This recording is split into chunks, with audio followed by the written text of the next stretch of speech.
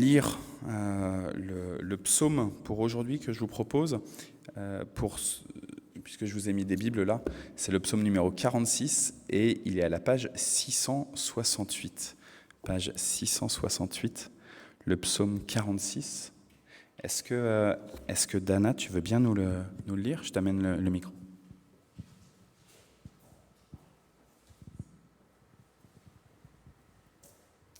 Chant du groupe de Corée, pris dans le livre du chef de chorale.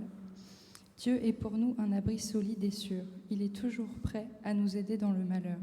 C'est pourquoi nous n'avons pas peur, même si la terre se met à bouger, si les montagnes tombent au fond de la mer.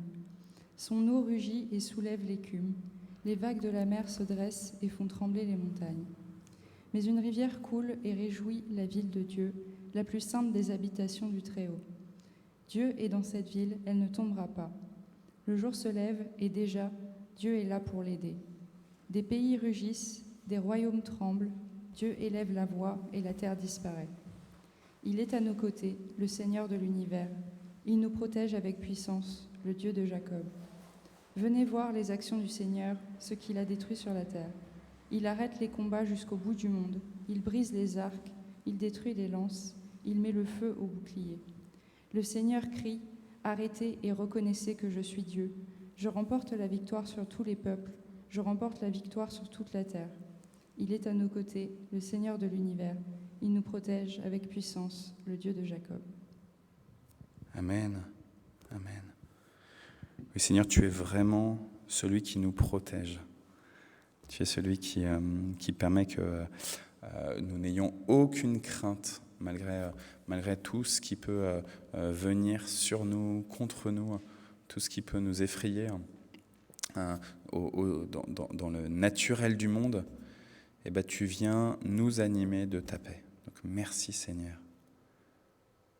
Merci pour ce psalmiste et ce psaume. Amen. Je vous propose de... Bonjour Sylvie aussi. Je vous propose, on va chanter un peu. Alors comme pour l'instant, alors même si j'ai la joie d'avoir Dana qui se joint à nous et que Dana, tu as une très belle voix, pour l'instant, on n'a pas encore d'instrumentiste pour les cultes du jeudi. Donc, comme jusqu'à présent, on a toujours fait comme ça le jeudi, de faire une projection des chants qui avaient été enregistrés pendant le confinement. Donc je vais aller là-bas, je vais mettre les 3 chants de suite.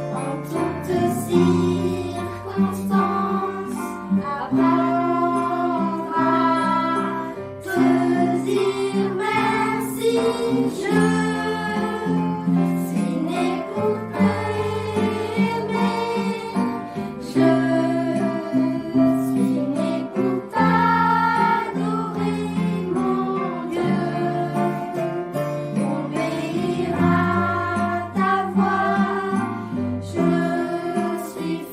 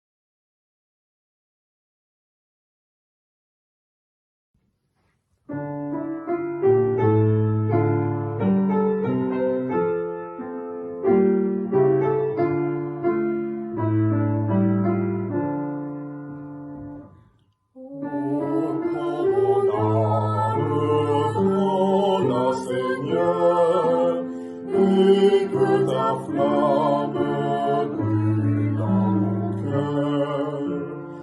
Que tout mon être vibre pour toi, sois seul mon maître, ô divin roi.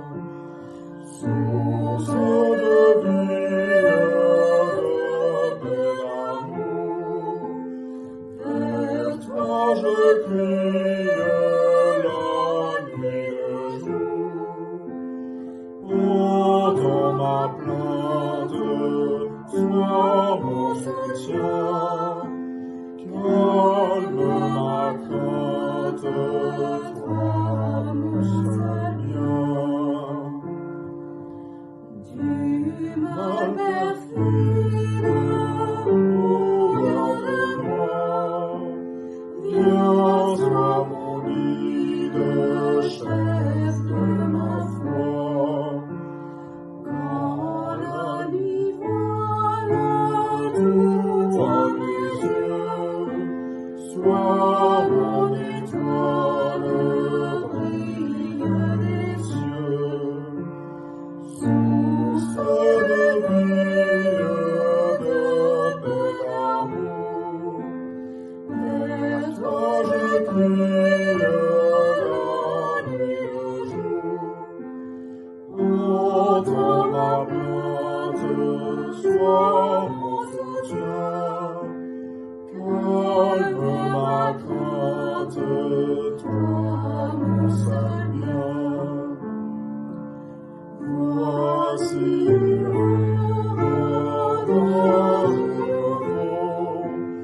le ciel se garde de feu plus beau. Jésus s'apprête pour moi gémir, le vent en tête, il va venir. Source de vie, de paix, d'amour, vers toi je crie la nuit et le jour. Entends ma plainte, sois mon soutien, calme ma crainte, toi mon seul bien.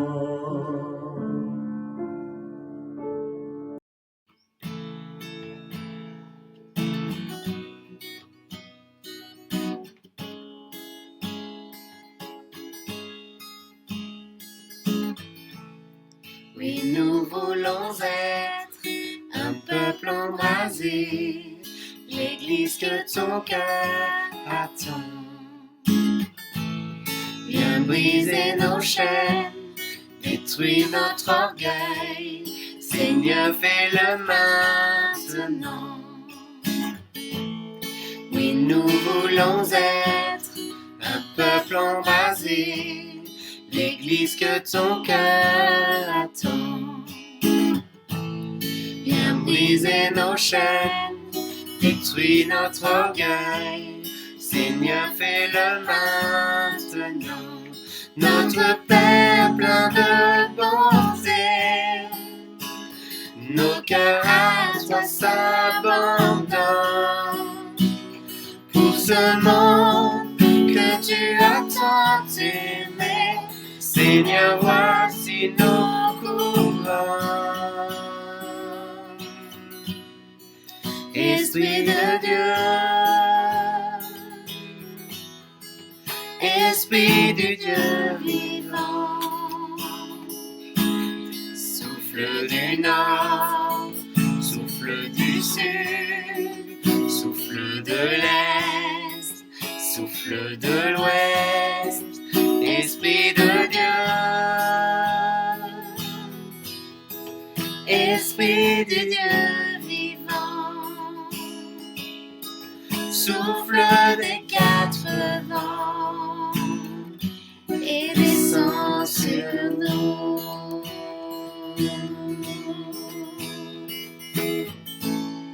Envoie ta puissance, rends-nous les témoins d'un royaume qui se répand. nos cœurs au sein des ténèbres, comme un phare dans l'océan. Envoie ta puissance pour nous les témoins d'un royaume qui se répand. Fais brûler nos cœurs au sein des ténèbres, comme un phare dans l'océan. Notre Père plein de bonté, Dieu de tendresse et de grâce, pour ce monde que tu as tant aimé, fais briller sur nous ta face. Esprit de Dieu, Esprit de Dieu vivant, souffle du nord, souffle du sud, souffle de l'est, souffle de l'ouest, Esprit de Dieu, Esprit du Dieu vivant, souffle des quatre vents et descend sur nous.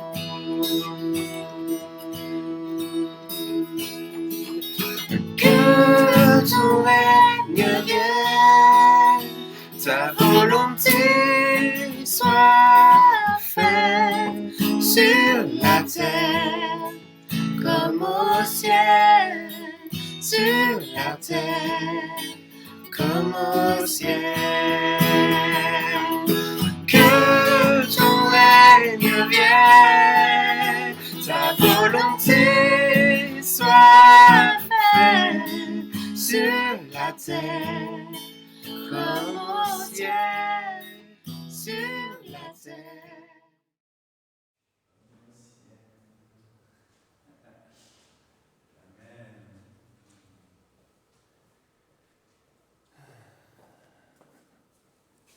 Amen, amen, amen.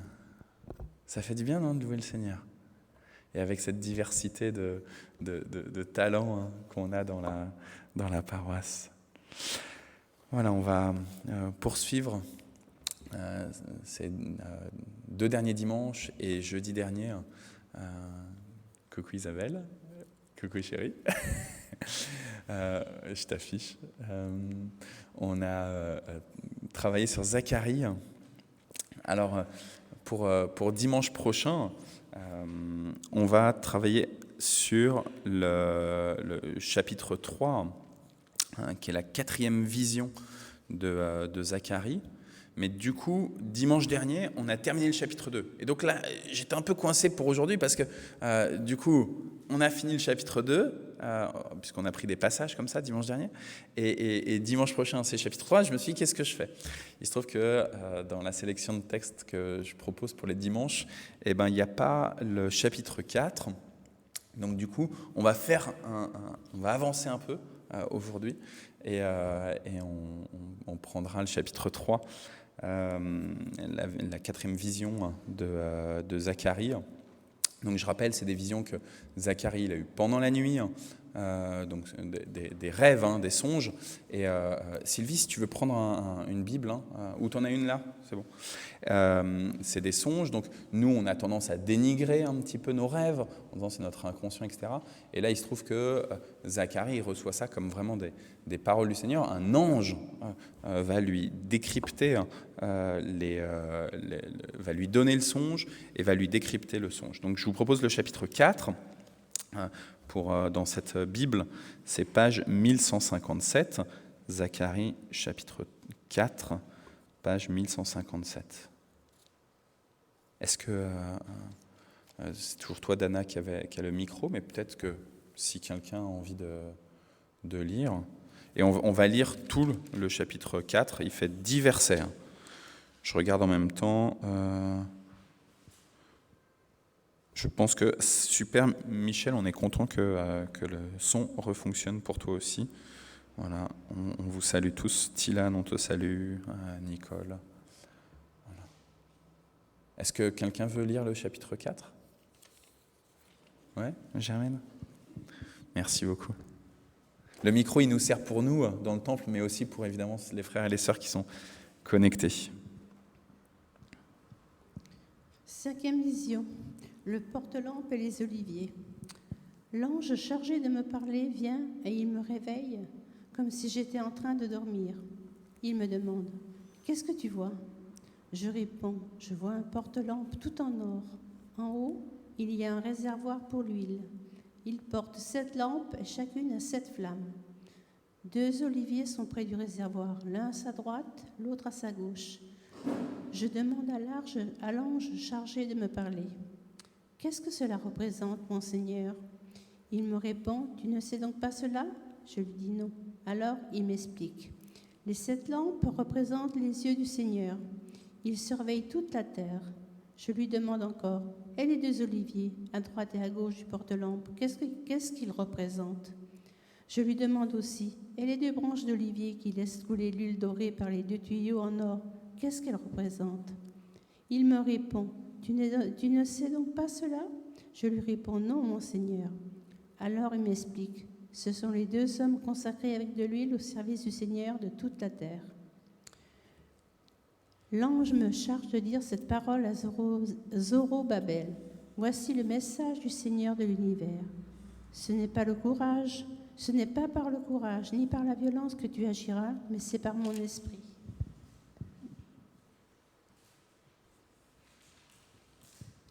Il ajoute, est-ce que cette grande montagne est un obstacle ? Zorobabel la changera en plaine. Il en sortira la pierre principale du temple et les gens crieront « Bravo, bravo pour elle !» Le Seigneur me donne cet autre message. Zorobabel a posé les fondations du temple. C'est lui aussi qui le finira. Quand cela arrivera, vous saurez que c'est le Seigneur de l'univers qui m'a envoyé vers vous. Il ne faut pas mépriser les petits efforts du début, il faut plutôt se réjouir en voyant Zorobabel commencer à reconstruire le temple. Amen. Merci beaucoup. Merci Germaine. Donc, tout petit rappel, on est après la déportation à Babylone, le peuple revient à Jérusalem et donc Jérusalem a été détruite par les Babyloniens et donc il faut penser à la reconstruction. Et si vous vous souvenez de ce qu'on a pu échanger ou recevoir et donner les 2 derniers dimanches et jeudi dernier, Dieu motive la reconstruction du temple en disant maintenant je reviens, je réhabite dans ce lieu, mais attention, et on verra ça encore les prochains dimanches, attention, il faut que tout le monde puisse venir m'adorer. Donc on avait parlé dimanche dernier de la question des murailles avec le fait que les murailles de la ville ne devaient pas être complètement terminées pour permettre aux gens de toutes les nations de venir adorer le Seigneur. Reconstruction du temple, ça veut dire qu'il va falloir repenser à ce moment-là comment est-ce qu'on rentre en relation avec le Seigneur. Nous, en 2021, on dit c'est bon, on prie comme ça, voilà, papa, merci parce que je sais que tu es là, et ça va très facilement. Si on a grandi dans une église qui met plus de forme, on va prendre une posture particulière, on va peut-être utiliser peut-être on va s'asseoir, peut-être on va se mettre à genoux, peut-être qu'on va utiliser un prie-dieu, peut-être qu'on va utiliser, je sais pas, plein de manières pour essayer de se mettre en bonne posture pour rentrer en relation avec le Seigneur. Peut-être même qu'on va essayer de construire notre prière selon alors on va appeler ça une liturgie, mais selon un schéma un peu toujours le même, un peu systématique, où on va être dans de l'adoration. Là, c'est ce qu'on a fait en louant le Seigneur avec des chants, mais ça peut être juste une adoration par un émerveillement. Moi, quand j'ouvre mes volets et que je vois la nature, que je vois mes poules derrière, là, et hop, je suis déjà dans l'adoration, dans la reconnaissance. Et puis ensuite, on peut se dire, voilà, maintenant, il faut aussi que je demande pardon au Seigneur, parce que il y a des pensées déjà qui me viennent, qui sont, je sens, qui ne sont pas bien ajustées avec la volonté de Dieu. Peut-être qu'il y a des pensées qui me sont venues dont je n'ai même pas conscience. Peut-être qu'il y a des actions que j'ai faites avec les personnes qui sont autour de moi, qui n'étaient pas des bonnes actions, qui n'étaient pas la volonté du Seigneur. Et donc, on va demander pardon, on va accueillir la grâce de Dieu. Et puis ensuite, on va dire, voilà, maintenant, Seigneur, alors peut-être dans votre prière quotidienne, si vous arrivez à prier tous les jours, ensuite vous allez vous dire, voilà, maintenant je veux lire un peu ta parole, je veux méditer ta parole, et essayer de la mastiquer, cette parole, pas simplement d'entendre des versets, mais d'essayer de la comprendre. Ici, Temple de Jérusalem qu'on veut reconstruire, on est dans un schéma où pour rentrer en relation avec le Seigneur, parmi les éléments qu'on va offrir, ça va être tout le culte dans le temple de Jérusalem. Et tout le culte dans le temple de Jérusalem, il passe par notamment des offrandes, des sacrifices, des offrandes de parfums. Donc il va y avoir des autels de parfums. On pourra demander tout à l'heure à Alain qui nous en dise plus après le temps de culte.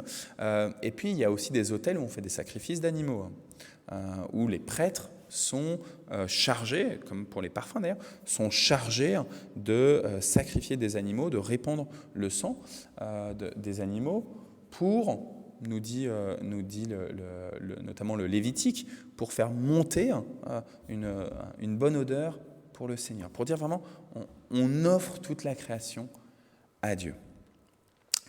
Je parle du Lévitique, donc un des 5 premiers livres de la Bible, qui donne un peu les éléments de comment rentrer en relation avec le Seigneur. Le Lévitique, il raconte le temps où les Juifs, les Hébreux, sont sortis d'Égypte et vont prendre possession de la terre promise, de Canaan.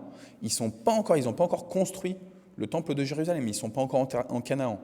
Mais ils ont une tente, et cette tente, elle représente ce qui va être le temple de Jérusalem. Et cette tente, du coup, puisqu'ils bougent, ils sont nomades, ils vont la déplacer, cette tente, avec tous les ustensiles et avec notamment le lieu le plus saint, qui est le tabernacle du Seigneur.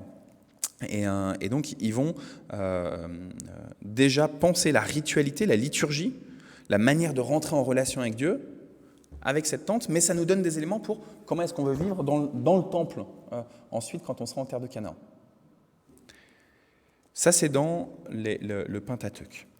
Parmi les autres livres du Pentateuque, il y en a un qui s'appelle le livre de l'Exode. Et dans le chapitre 25 du livre de l'Exode, voici ce qui nous est dit. Vous fabriquez un porte-lampe en or pur, battu, c'est Exode chapitre 25, si ça vous intéresse de le noter. Le bas et la tige, les coupes, les boutons, les fleurs forment une seule pièce. On ne veut pas qu'il y ait des morceaux qui soient rajoutés par-dessus. Il faut que ça forme une seule pièce. Et de la branche du milieu, il y aura 6 branches qui partiront. Il y en aura 3 vers la droite, 3 vers la gauche. Et sur chaque branche, il y aura 3 coupes en forme d'amande avec boutons et fleurs. Et sur la tige du milieu, il y aura 4 coupes en forme d'amande avec boutons et fleurs. Il y aura ainsi aussi un bouton sous les 2 premières branches qui partent l'une à droite, l'autre à gauche de la tige du milieu. Donc c'est un objet qui est joli, qui est sculpté, qui est beau à voir. Ce sera la même chose pour les 6 branches qui sortent du porte-lampe. Les boutons, les branches forment une seule pièce. Donc il y a une insistance sur le fait que ça forme un tout, qu'il n'y a pas de rajout sur ce porte-lampe. L'ensemble sera en or pur battu. À nouveau, on réinsiste sur la pureté de l'objet et la brillance. Et vous fabriquerez cette lampe, vous les mettrez sur le porte-lampe pour qu'elle donne de la lumière devant lui. Ces pincettes et ces cendriers seront en or pur. Pour fabriquer le porte-lampe, les pincettes, les cendriers, vous prendrez 30 kilos d'or pur. Toi, Moïse, tu feras tout fabriquer selon le modèle que je te montre ici, sur cette montagne. Cet objet-là, ce porte-lampe, avec cette tige et avec ces 6 branches, donc du coup, ça fait 7, et c'est pour ça qu'il y aura 7 lampes dessus, ça fait 7 branches Ce porte-lampe-là, donc on l'a imaginé pour le temps de la rencontre, mais dans la prévision de le mettre dans le temple de Jérusalem. Sauf qu'au moment de la déportation à Babylone, le temple a été détruit et tous les ustensiles pour le culte ont été emmenés à Babylone. Alors, il nous est dit chez Agé, chez Zacharie, chez Esdras et chez Néhémie, les 4 principaux livres de l'Ancien Testament qui nous racontent ce retour d'exil, il nous est dit que les ustensiles du temple, ils vont être ramenés dans le temple pour remettre la relation avec le Seigneur. On revient dans le temple, le Seigneur nous dit « je reviens, je réoccupe les lieux, c'est chez moi ». Je suis parti pendant 70 ans, mais je réoccupe, je montre que je réoccupe les lieux, c'est ce que le Seigneur disait, je quitte ce lieu, et donc je réoccupe, et donc maintenant, il va falloir tout remettre en place pour une bonne relation entre moi, le Seigneur Dieu, et vous, le peuple que j'ai choisi, et plus largement, ce que je vous disais tout à l'heure, plus largement encore, l'ensemble de ceux que j'ai choisis au-delà du peuple. Tous ceux qui vont venir ensuite à Jérusalem pour m'adorer. Tous les autres peuples. Et ce porte-lampe-là, on appelle ça la menorah, il est là pour briller. Il est là pour offrir une lumière, la lumière du Seigneur pour toutes les nations. Alors nous, on pense à Christ. On pense à Christ automatiquement. Christ, un peu comme cette lumière, cette menorah nouvelle, lumière pour toutes les nations. Et en plus, nous, en tant que chrétiens, on se dit Alléluia, puisque Christ, il n'est pas enfermé dans un temple particulier, dans le temple de Jérusalem ou dans une église, le temple de Mantes ou la collégiale ou Notre-Dame de Paris ou je ne sais pas quoi, mais il est lumière pour toutes les nations, parce que du coup, Christ, il a vécu, il s'est incarné, il est mort, il est ressuscité, mais maintenant, il est à la droite de Dieu. Et du coup, par son esprit, il est partout. Il devient lumière pour toutes les nations, partout, en tout lieu. Il suffit juste de le voir, de voir la lumière qu'il est. Je reviens sur Zacharie, que tu nous as lu tout à l'heure, Germaine. Zacharie, chapitre 4, 5e vision, 5e songe. On vient d'arriver à Jérusalem, on pense à la reconstruction du temple, on pense à la relation avec le Seigneur, et Zacharie reçoit justement cette vision d'un porte-lampe avec 7 branches au total. Et ce qui est intéressant, alors tout à l'heure, là, quand je vous ai lu Exode chapitre 25, on n'a pas parlé de la manière dont les lampes allaient briller sur le porte-lampe. Là, chez Zacharie, il y a 2 éléments qui nous sont donnés. D'abord, le porte-lampe, il est connecté à une réserve d'huile. Et deuxième élément, cette réserve d'huile, elle n'est pas unique, elle est constituée de 2 arbres, de 2 oliviers.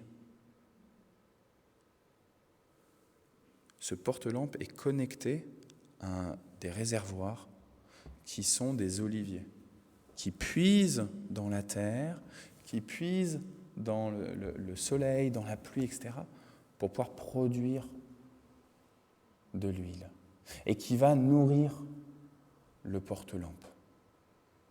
Dans la prophétie de Zacharie, ces 2 oliviers, ces 2 personnes précises, c'est Zorobabel, dont on vient d'entendre parler, qui est un descendant du roi David, et c'est un prêtre qui s'appelle Yeshua.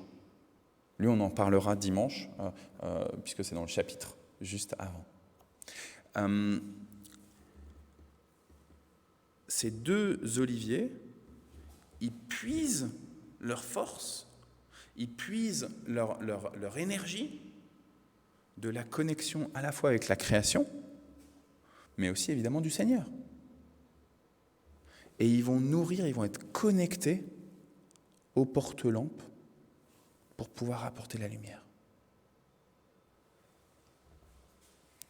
Nous, en tant que chrétiens, je vous dis, on pense porte-lampe, lumière pour toutes les nations, on pense à Christ.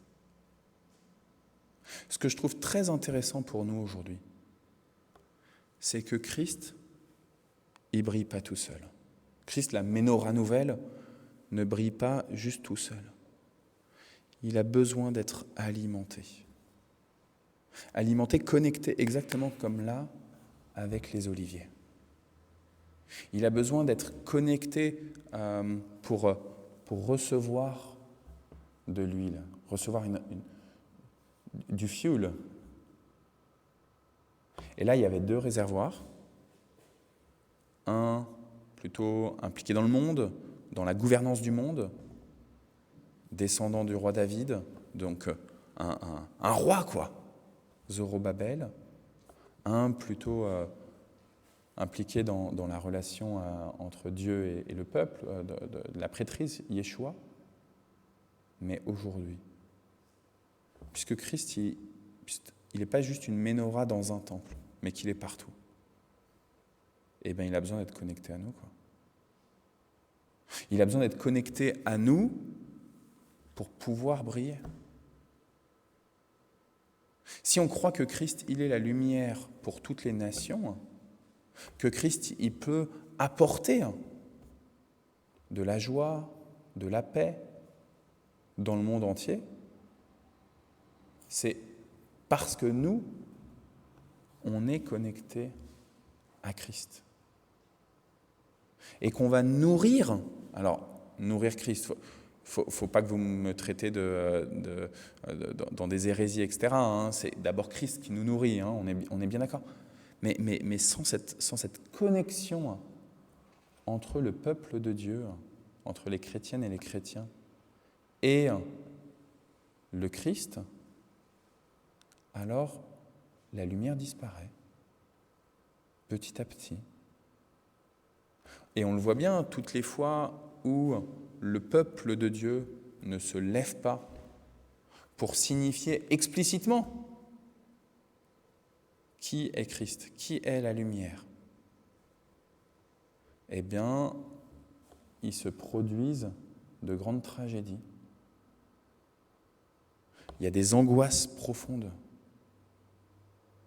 Et on le voit bien là, avec le Covid.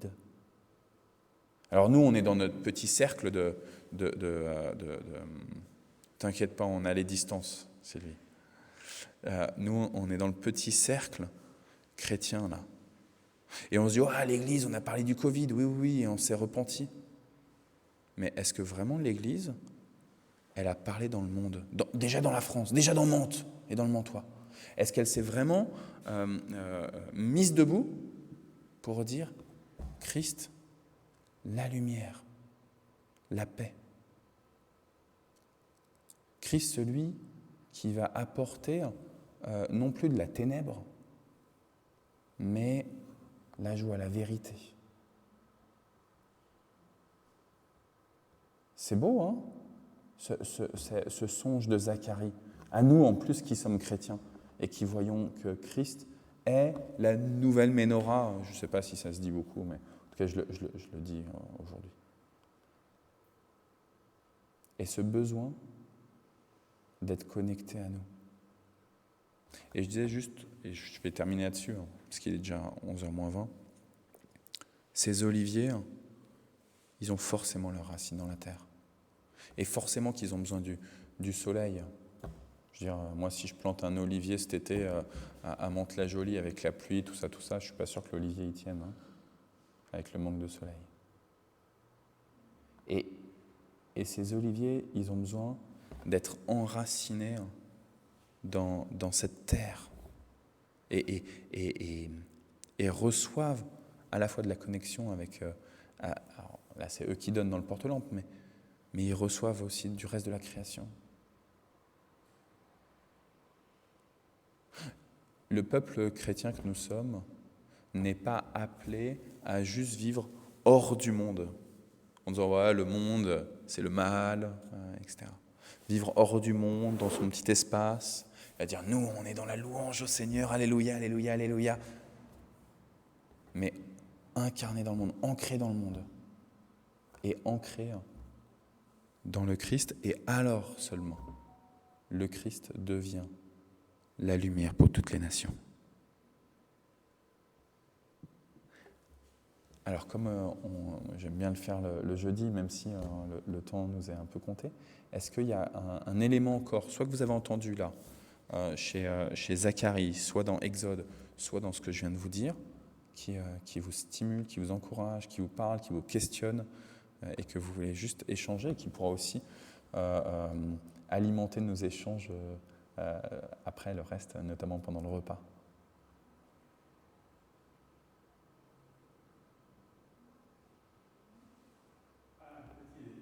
Vas-y. Ouais. Ouais. Ça signifie en fait semence issue de la porte de Dieu. Amen. Parce que Babel, c'est pareil, c'est une porte de Dieu. Ouais. Donc, Merci. celui qui a bâti l'Église, c'est Jésus. Amen. Il est né de la porte de Dieu. Ouais, c'est beau, hein. C'est beau ce que tu nous dis. Hein. Parce que la porte, c'était le lieu où se rassemblaient les notables, et ceux qui allaient juger tout ça. Ok. Merci. Merci Alain. D'autres réflexions? Non? Alors je vous propose qu'on passe au temps d'intercession. Je vous lis juste, puisque du coup, vous n'avez pas Facebook devant les yeux, mais moi, oui. Donc il y a Nicole qui nous donne un sujet. Elle dit que son fils Yves est hospitalisé depuis avant-hier pour des problèmes psy. Et donc, comme il ne prenait pas ses médicaments, du coup, sa maladie a recommencé. Donc, on pense à Yves, le fils de Nicole. À part mon épouse, je pense que vous ne connaissez pas Nicole. C'était une sœur qui vivait dans le 18e arrondissement quand on était pasteur là-bas.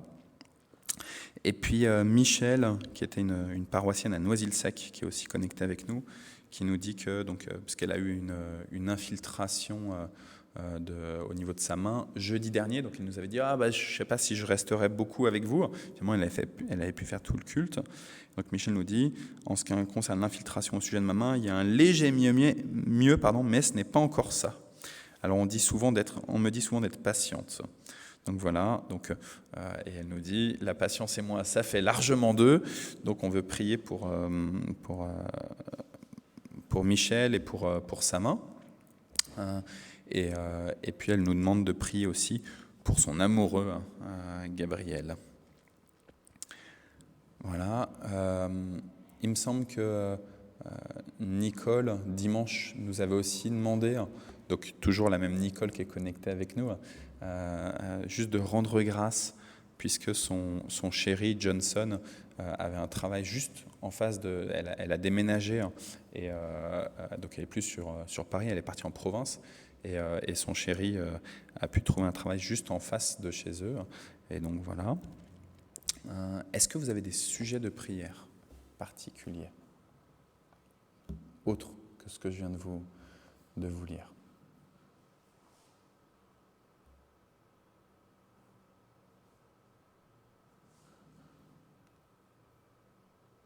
Moi, je pense à un sujet. Tout à l'heure, Germaine, tu m'as donné un papier avec le nom d'un ancien prêtre ici. Enfin, il est à la retraite. Ils sont toujours prêtres à vie, mais qui a à cœur Haïti. Et donc, je pense qu'on peut prier. On peut prier pour les lieux, comme Haïti. Tous les lieux où il y a eu des catastrophes naturelles.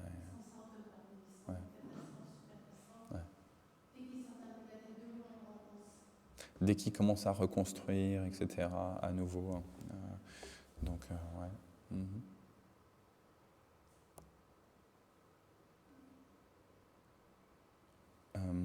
Il y a, quand on a eu le groupe de prière du conseil presbytéral, j'ai appris aussi le décès d'un pasteur en Angleterre, qui s'appelle le pasteur Colin, et qui a eu un très grand et beau ministère. Il était encore assez jeune et il a eu un cancer foudroyant. Donc juste voilà, prier pour la famille de Colline et son église et tous ceux qui se retrouvent impactés. Nicole nous demande qu'on prie pour sa voisine Roberte pour qu'elle puisse recevoir Christ. Donc Nicole, tu marques, oui, l'évangélisation de ma voisine Roberte. Donc voilà, on va prier pour tous ceux qui ne connaissent pas encore Christ.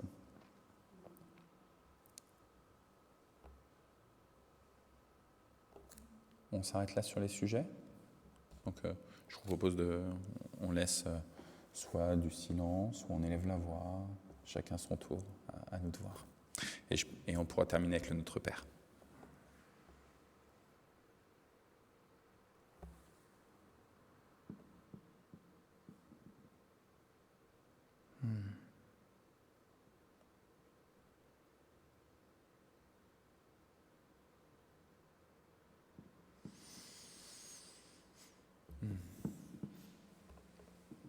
Seigneur notre Dieu, tu connais tout de ta création.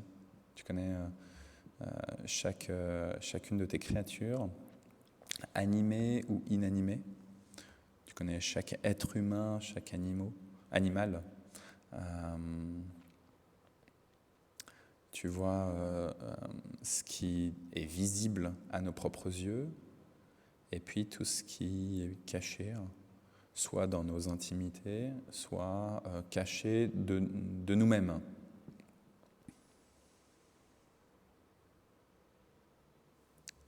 Seigneur, on te supplie pour tous ceux qui, autour de nous, sont terriblement angoissés.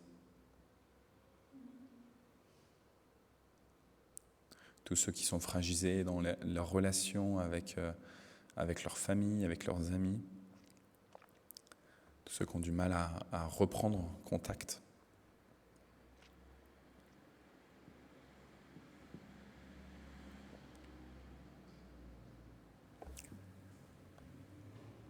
On te supplie pour ceux qui sont malades, physiquement ou psychologiquement.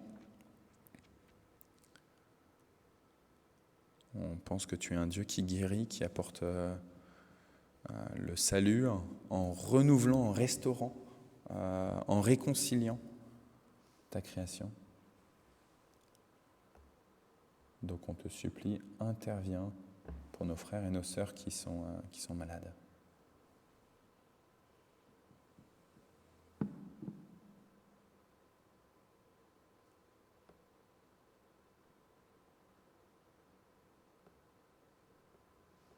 On te supplie pour ceux qui sont endeuillés.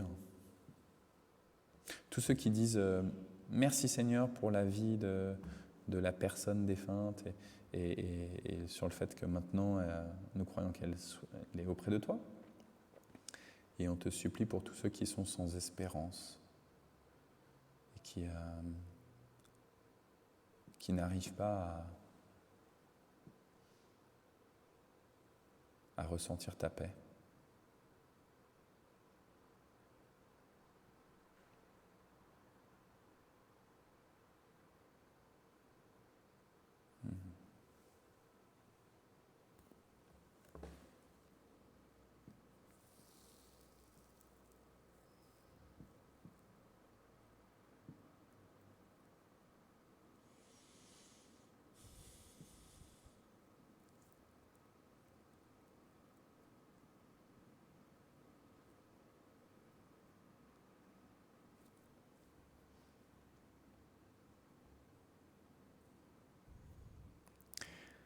Seigneur, alors qu'il y a une manifestation à l'hôpital de Mantes,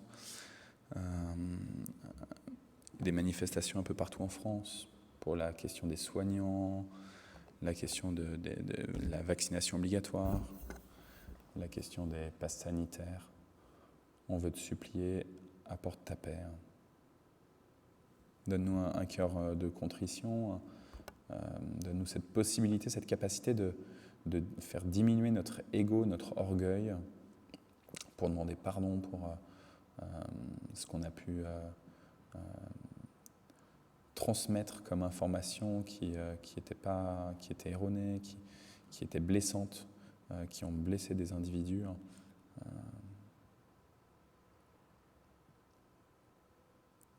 On veut te supplier pour tous ceux qui se font vacciner, tous ceux qui ne se font pas vacciner, tous ceux qui... voilà. Tous ceux pour qui toute cette question du vaccin, elle est devenue un sujet d'une grande importance.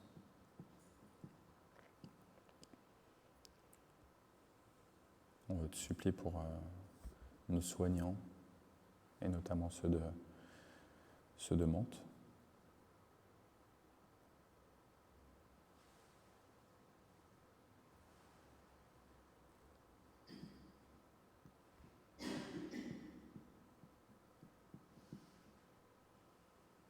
Je veux te supplier pour tous ceux qui risquent leur vie. Je veux te supplier pour les forces de l'ordre, pour les sapeurs-pompiers. Je veux te remettre personnellement celui que j'ai rencontré mardi, Thomas.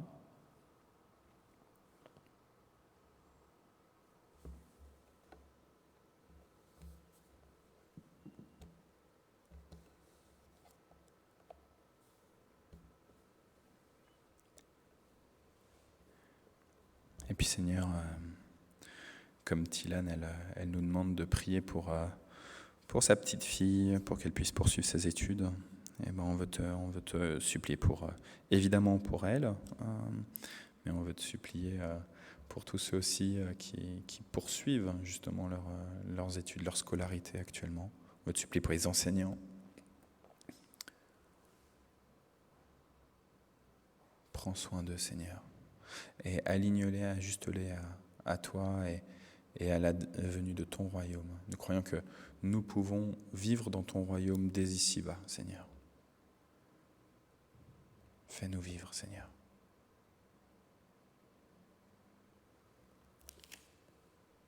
Et je vous propose de prier avec les mots de Jésus, Notre Père qui es aux cieux, que ton nom soit sanctifié, que ton règne vienne, que ta volonté soit faite sur la terre comme au ciel. Donne-nous aujourd'hui notre pain de ce jour. Pardonne-nous nos offenses, comme nous pardonnons aussi à ceux qui nous ont offensés. Et ne nous laisse pas entrer en tentation, mais délivre-nous du mal, car c'est à toi qu'appartiennent le règne, la puissance et la gloire, pour les siècles des siècles. Amen. Voilà, il est 11h moins 5, c'est le moment juste de s'arrêter. Que le Seigneur vous bénisse, qu'il vous dévoile sa face et ses projets tout au long de la journée, que vous puissiez ressentir à quel point vous êtes des oliviers qui sont utiles au rayonnement du Christ autour de vous, et déjà même pour vous-même, mais même au-delà, vraiment au-delà. Soyez des bons oliviers accrochés au Christ. Il est notre menorah et il est la menorah pour le monde entier. Amen. Voilà, bon jeudi. On va se retrouver pour le repas à midi. On va couper le Facebook pour ceux qui sont connectés. Voilà, on pense très très fort à vous. Le Seigneur vous bénisse.